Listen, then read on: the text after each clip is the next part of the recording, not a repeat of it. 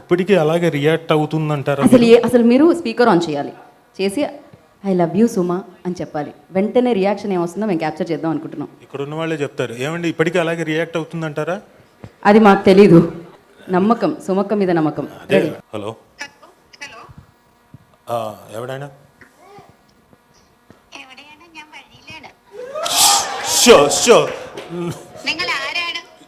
మీరు ఇంట్లో మలయాళంలో మాట్లాడుకుంటారా?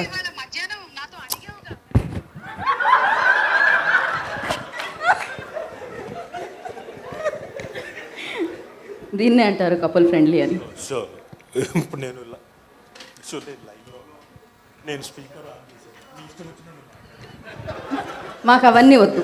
సరే ఒక్క నిమిషం ఆగు, ఎడిటింగ్స్ లేవు ఇందులో.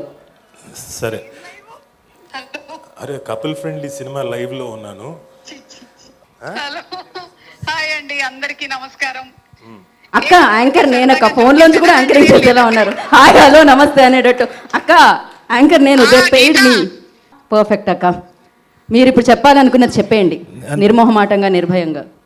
నేను గీత గారు ఉంటే తప్ప మళ్ళీ నేను ఎప్పుడు రానని చెప్పాను ఫంక్షన్స్కి, అందుకని ఆవిడనే కంటిన్యూస్గా పెడుతున్నాను. అక్క ఇవాళ గేట్లు మూసేస్తున్నావు కదా? కాదమ్మా, సారీ ఇందాక నేను ఓపెన్ గా చెప్పేశాను, కానీ మధ్యాహ్నము ముచ్చు పెట్టుకొని మధ్య మధ్యలో గుర్తు చేయండి, స్పీకర్ ఆన్ లో ఉందని, లైవ్ వెళ్తుందని. సరే సరే, కాల్ చేస్తావా? చెప్తా నేను ఇంటికి. అక్క చెప్పక్క, వన్ మోర్ టేక్, మర్చిపోయి మిస్ అయ్యాం మధ్యలో ఏదో ఫేస్ అన్నారు. ఏంటి? సరే మీరు చెప్పాల్సింది చెప్పేయండి. నేను ఏమని చెప్పాలనుకుంటున్నానంటే,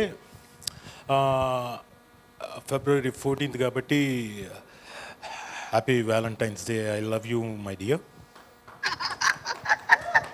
పాపం నీకు ఎంత కష్టం వచ్చింది. ఐ లవ్ యూ చెప్పడానికి నువ్వు కనీసం 2 రోజులైనా అలిగుందాం అనుకున్నావు కదా, నువ్వు చచ్చినట్టు.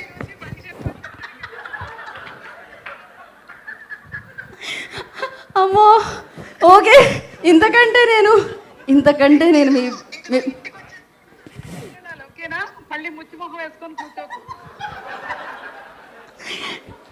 ఇంతకంటే నేను మీ పరువు తీయాలని అనుకోవట్లేదు. చాలు, మీ ప్రేమ ఎంత బలమైందో నాకు అర్థమైంది. ఇంకా ఇంతకంటే బలవంతం చేయాలనుకోవట్లేదు. థ్యాంక్ యూ రాజీవ్ గారు.